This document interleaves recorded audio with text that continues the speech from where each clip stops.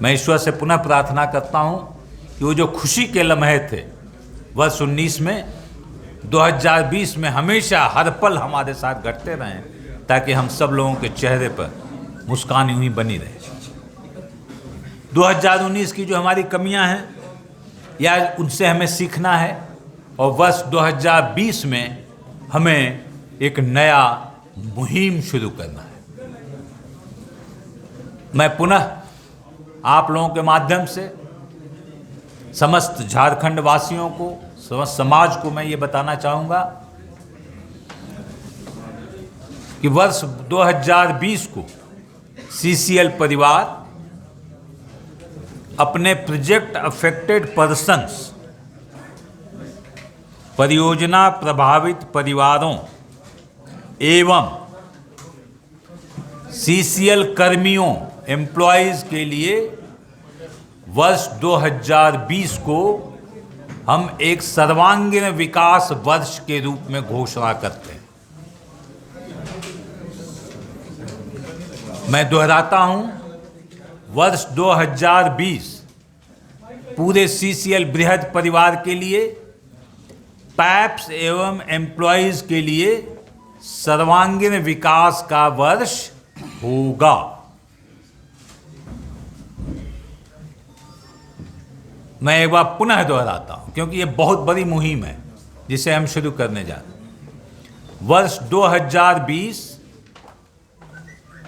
हमारे project affected persons एवं CCL employees के लिए सर्वांगीण विकास वर्ष होगा, इसकी हम घोषणा करते हैं।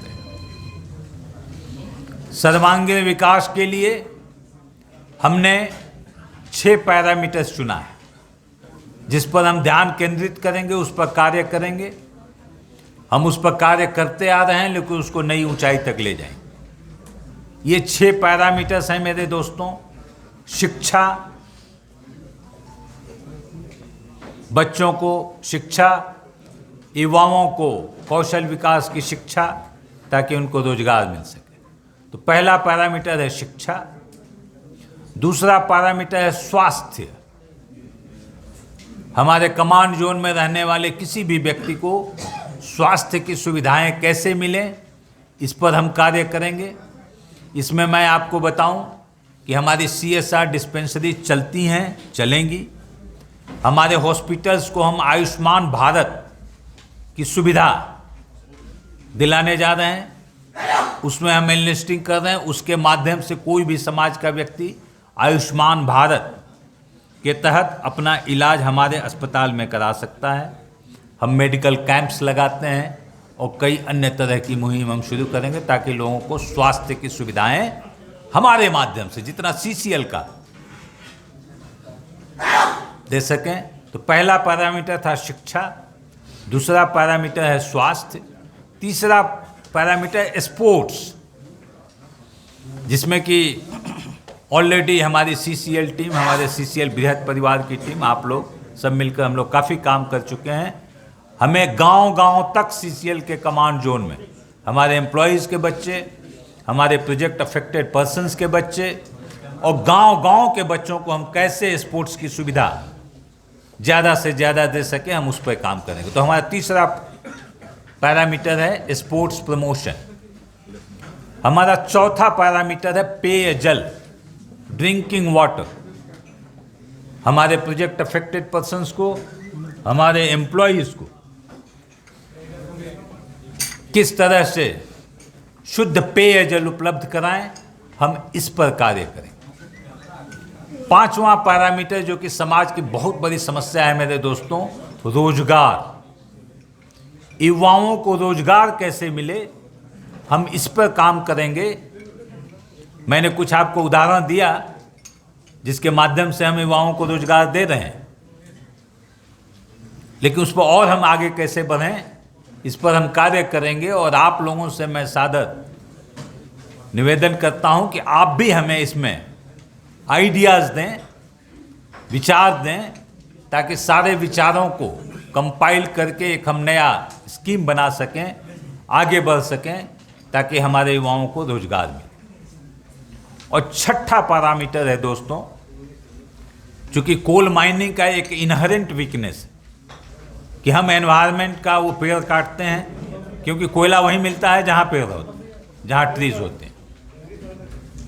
तो कैसे हम एनवायरनमेंट को प्रोटेक्ट करें, हम कैसे एनवायरनमेंट को और बेहतर बनाएं, इस पर भी हम काम करेंगे। तो ये हमारे 6 पैरामीटर्स होंगे वर्ष 2020 के लिए, और इन 6 पैरामीटर्स के माध्यम से हम वर्ष 2020 में प्रोजेक्ट अफेक्टेड पर्सन्स, परियोजना प्रभावित परिवारों एवं CCL एम्प्लॉइज का सर्वांगीण विकास करेंगे।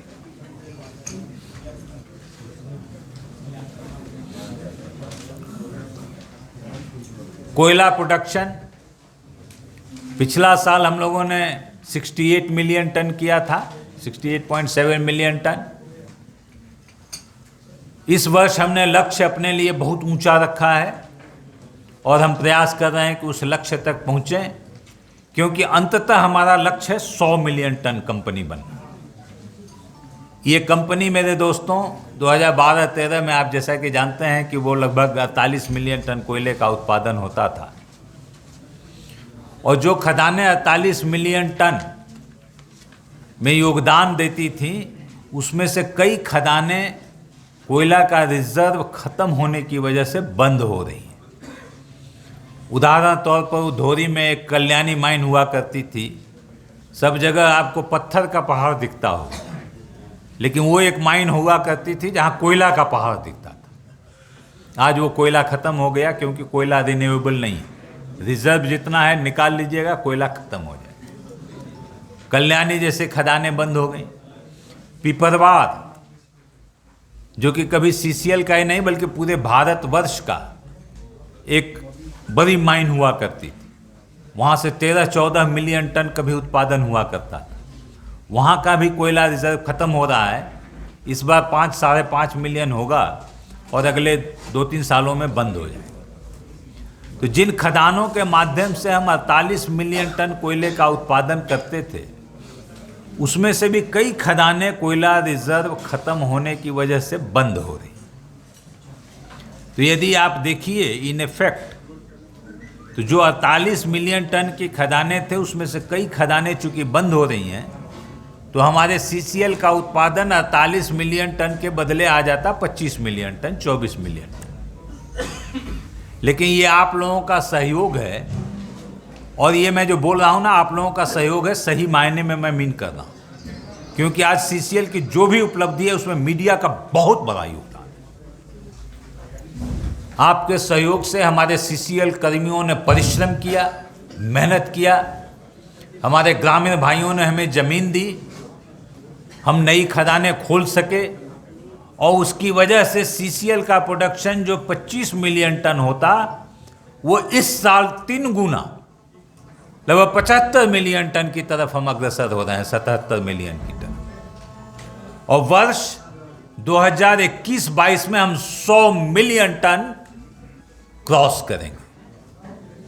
तो ये झारखंड की पहली कंपनी होगी, सेंट्रल कोलफील्ड्स लिमिटेड, जो 100 मिलियन टन क्लब में शामिल होगी वर्ष 21-22 में। तो ये बहुत बड़ी उपलब्धि होगी झारखंड वासियों की, आप सब लोगों की, CCL बृहद परिवार की और CCL कर्मियों की। सर, यह पूछना था